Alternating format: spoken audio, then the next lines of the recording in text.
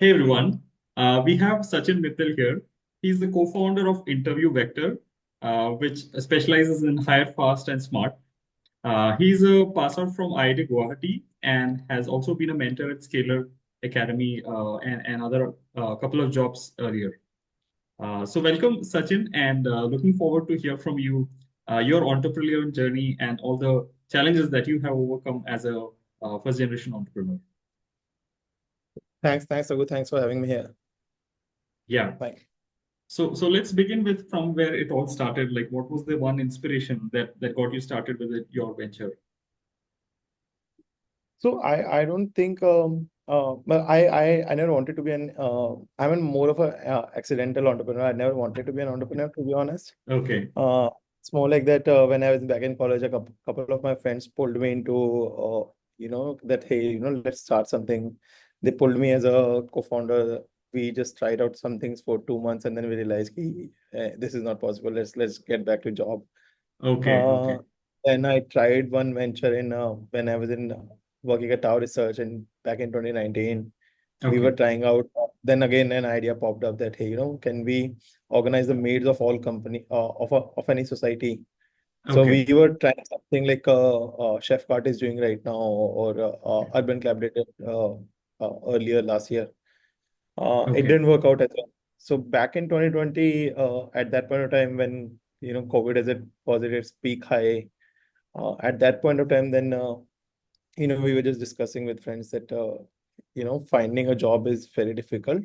You yeah, have to apply for some companies again and again, and right, it was more of a B2C thing. But then we realized that, hey, for our companies also, it's equally painful that to find a yeah, candidate. So why don't correct. we solve that part first, and then eventually see that if we could solve the other part. We were not never able to come to this other part, to be honest. We are still solving the first part of the puzzle. But yeah, Okay, that's what got us started building Interview okay, Vector. amazing. I think that's still a very relevant problem, and like people of my peers and all find it extremely difficult to find the right fitment. Like the combination of your experiences put together, tailor-made profiles that are available in the market is very rare, and you kind of always have to upskill and then fit the requirement that's on offer. So Right. how do you propose the solution to this problem through interview vector? So our idea is simple that whenever a company tries to hire people, they have to evaluate a lot more number of candidates. Let's say even if any company is, and I'm specifically talking about engineers because that's where our forte is. If any company is hiring an engineer, they have software engineer to be specific. They have to interview somewhere around 30 to 50 people. And that's where we Okay. saw that, hey, not spending a lot of time in just interviewing candidates and not actually doing their Right. work. So what we realized is that if there was a platform which could, evaluate these candidates in a better manner, Mm. there were already evaluation platforms in the market available, but no one was human centric. These are all automated platforms where a candidate would come Yeah. in and give a test and online test and everything. But what the need of the hour was that, people want that to get interviewed by people only, right? Correct. It wants a human interaction. So that is what the need of the hour was, and that's what we tried to solve. That, hey, we Okay. have a pool of interviewers on our end who can interview on our customers' behalf. You can come on the platform, you can define your own processes, and once you define those processes, our interviewing pool will interview your candidates that you have, and will tell you that which candidate ranks at which number and who are the best of them, Okay. so that Okay. take final interviews and you can make them an offer.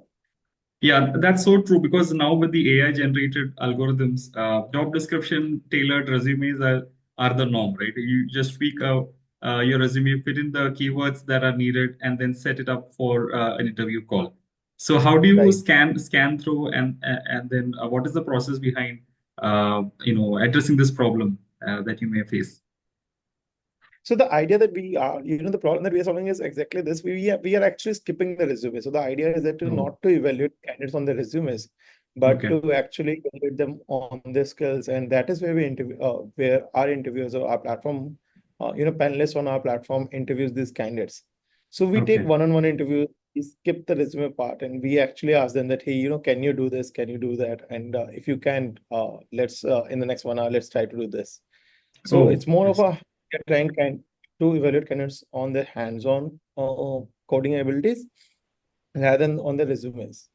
Oh, I see. Okay. So you technically have a database of people who are having different skills, and then you customize, the requirements that the companies have on offer, and then fish out who is available with the right skill set within the database that you have built. For Is the that how? interviewers, so we have interviewers. So Okay. consider it like this. For example, if you go and apply at let's say cred, if you apply for a job at cred, Hmm. now what would happen is that you would expect that a cred engineer is going to come on the call and he is going to take your interview, right? Correct. Now what we are saying is that instead of using cred engineer time, cred can use a panelist on interview test platform, and that person can take your interview and can tell cred's engineer that Oh, I see. what's your level. So now what happens is that the time of the cred's engineer is saved. They can Correct. spend their time in the product Right. and give a 360-degree holistic picture of where you stand. And now, if they like it, so once they have gone through all the profiles that they had, they can just pick that hey, these are the top three candidates. And we would want to spend time on these three candidates personally. Okay. Okay. So Got it. the first or second round of interviews are done by us. Okay. And so we have panelists on our platform who conduct these interviews on our Okay. customers' behalf. Got it. Got it. So the pool of resumes who have shown interest, you take them through a structured interview and then figure out if actually, it's a right fit or not, and then pass it on. So it's like a level of filter where you are scanning in on only those resumes that are actually fitment ready for the profile. Right. Amazing. Amazing. Yeah.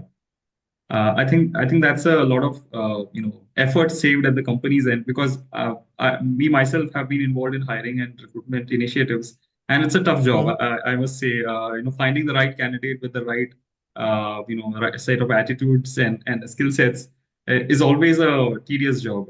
I think that's something that companies can really take up their off the plate with interview vector. So amazing.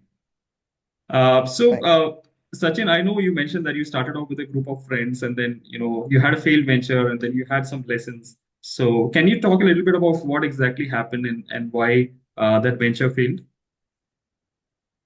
So multiple reasons. I think the one when we were trying to organize the maids of our society. I think every person has their own calling. So for me, managing maids was not something that was normal to me because I have not worked um, with that but with those people, right? But it's more like that. For example, we tried this out in Gurgaon, right? Okay. Now, most of the maids here are from certain regions of the country, right? And a Okay. lot of them, they don't know Hindi, right? Or they don't know English. Right. And for me, these are the only two languages that I know. That is number Okay. one, Right. right? Second is that handling maids or or labor, I would say, right? That is a different skill set altogether. Okay. You would need a person who can handle that. And Okay. I am not that kind of person, to be honest, right? I have never done that, right? Correct. So uh, that is another thing that, because what used to happen is that we used to uh, tell these maids that, hey, you have to go there and everything, but they, making them understand and then eventually pitching this idea to them, that was very difficult. Third is, Hmm. I think, a C angle. I am not a B2C guy again, Yeah. because in doing that business was more of a that you are going to all societies, you're going to door, and you're going to pitch to the people that, hey, your maid is going to be registered by our platform now, Right. and we will help them and do everything. Now, pitching that B2C directly to a consumer is also a very difficult thing. So I Correct. think that's there's a couple of reasons that I feel that, hey, I was not supposed to be a person for that kind of a startup. Okay. But there are other people who are doing it. There are other awesome founders, but I was not one of them. Okay. Got it. Got it. So seems like you have a lot of lessons learned, and then you implemented that in your next venture. So any other challenges that you want to highlight as a major one that you overcame as part of your entrepreneurial journey? What kind of challenge you are asking? Sorry. Uh, if you talk about like your experience, you should definitely have some situations where which was actually not foreseen or something that's unexpected, and you found a way through it. Is there something of that sort you want to So share? while starting, you're asking this question through interview at No, when I'm no. doing interview Yeah, or in the entrepreneurial venture that you have built for yourself right now. So I'm sure you have had a lot of challenges because entrepreneurship is not as easy as it sounds. So for Mhm. anybody entrepreneurs, let's say wanting to start a venture, what would be your 2 cents of advice in terms of the experience that you have gained?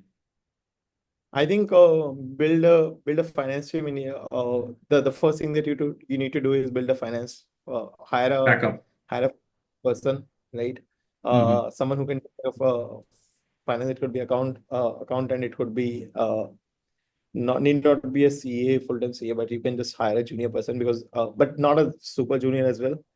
Right. That is one thing that I found, and that has hurt us decently because we were too late in Okay. hiring our first finance person, senior Oh. finance person, or a mid-level, I would say. Second is, you know, never do postpaid business. Always do prepaid business. Oh. If Okay. you are working in any market across the world, and especially if you're doing it in India, go Oh. for prepaid than postpaid. Okay. Uh, Okay.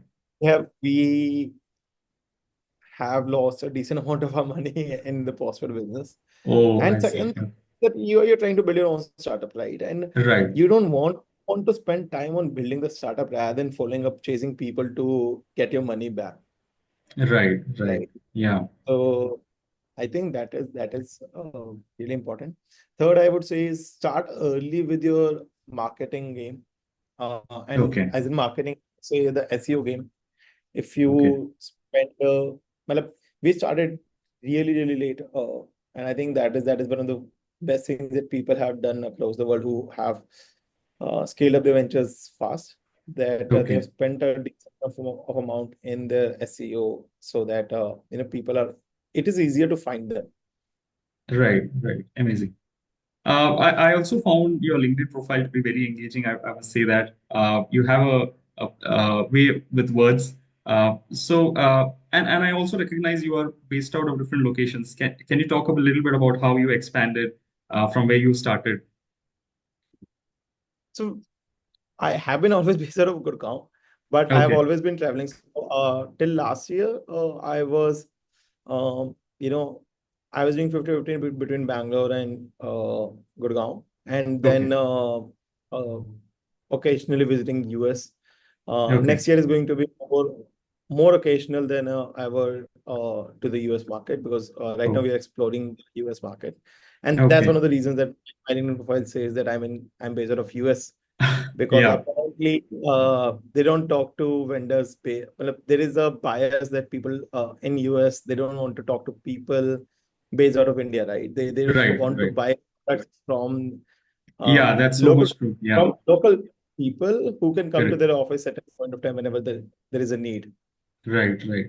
Even in any other service like consulting business that I'm part of, it's the same bias there because they always want to deal with people who are in the same Local, location, and it's a hard time to get offshore work. So I completely right? recognize that. Yeah. Amazing. Sachin, I know you have been through this for 4 years now, and you have may have plans of further expansion and strategies that you would have in mind. Anything of that future plan of action you want to share with the viewers?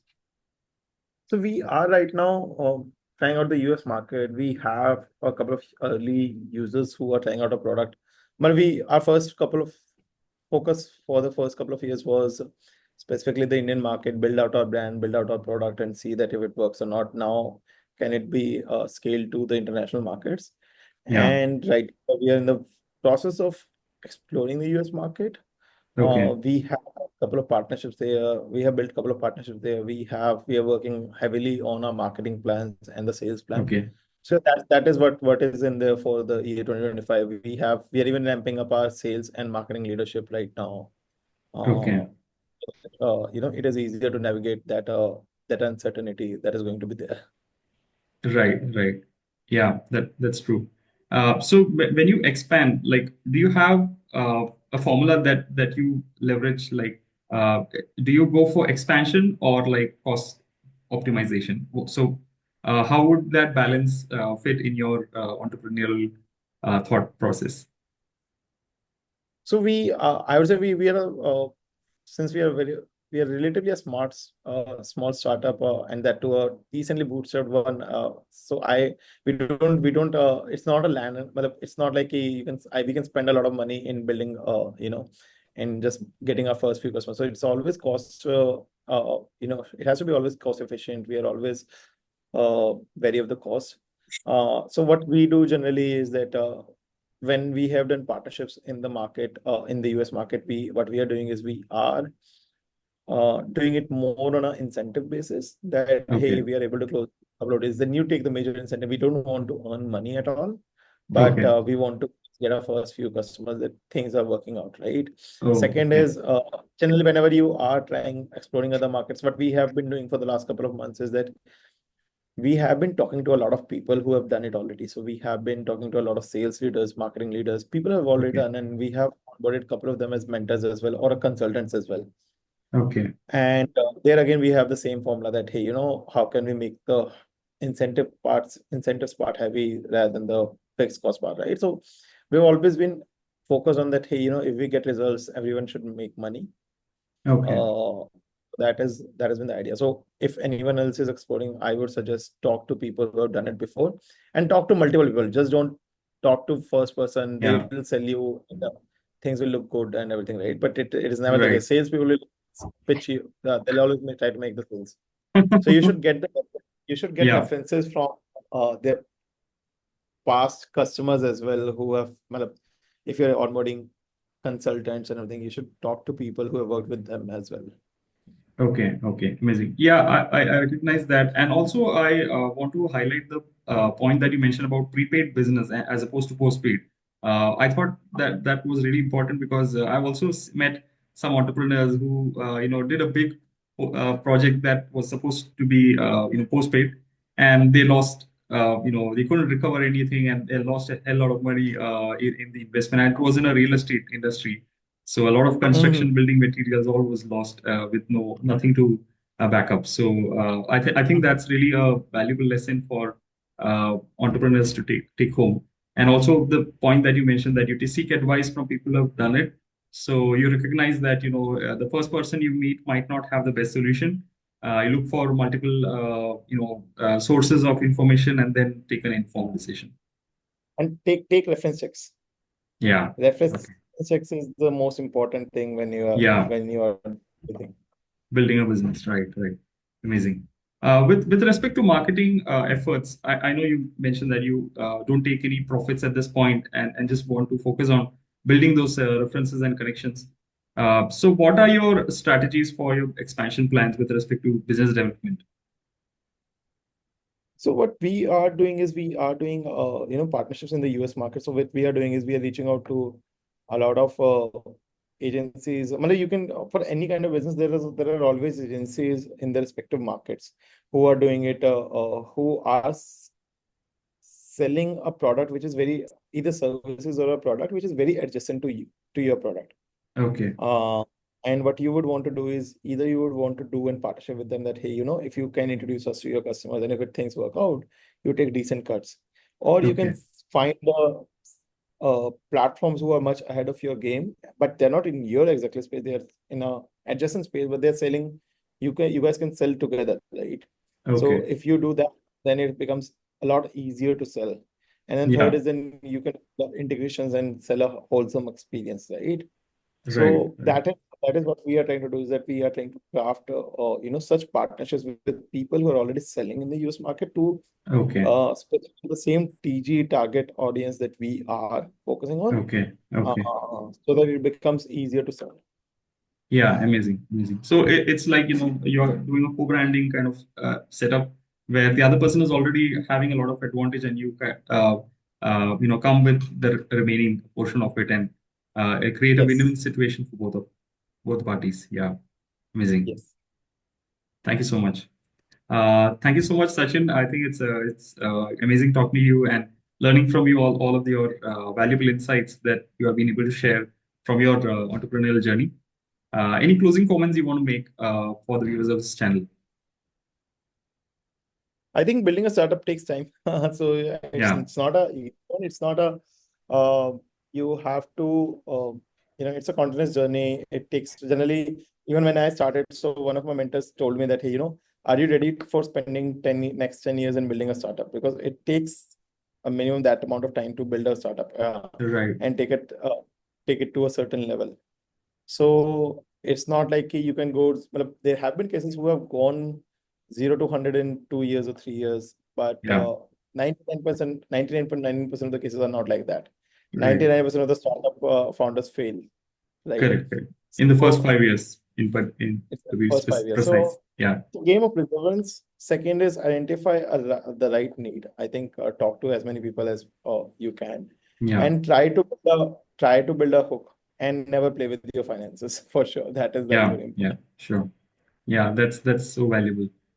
Because finances, I mean, one bad decision, as some of them have shown in the past, has resulted in a big blunder, and then going bankrupt for the entire So company's I'll share a prospects. story what happened. I'll share a Yeah, story with sure. what happened with. So we didn't have a finance. We had a CA firm which we had outsourced a couple of things to. We didn't have Okay, a finance person. Now what used okay, to happen, and we were at one of time doing postpaid business. So what used to okay, happen was that after everyone, we used to send invoices to our customers. okay. Now, generally, India is a country of follow-ups. Yeah, So if you don't follow up, they will not clear your invoice. And if you don't correct, follow correct, up aggressive. correct. So what happened is that after when we hired our first finance person, and 2 years later, we realized that a lot of our invoices that have been raised 1.5 year back or so, even they were not clear. And when we Oh, reached out to our respective POCs, they had left their organizations. Now oh, getting that money out of those companies became very yeah, difficult. Second is a lot of whether these were for the invoices raised, but couple of invoices we have never raised because our okay, system was. So we okay, realized that, hey, we have done the work for free. We have never raised the invoice, right, and there was no monitor. correct. So that's the reason that when we hired the person, when we hired our first finance person, he was able to revive almost 8 to 10 lakhs of the dead money that we had, and that was like a good booster to us, Correct. right? Getting 10 lakhs just out of nowhere. Yeah, yeah, So I amazing. think that's very important when you're building a.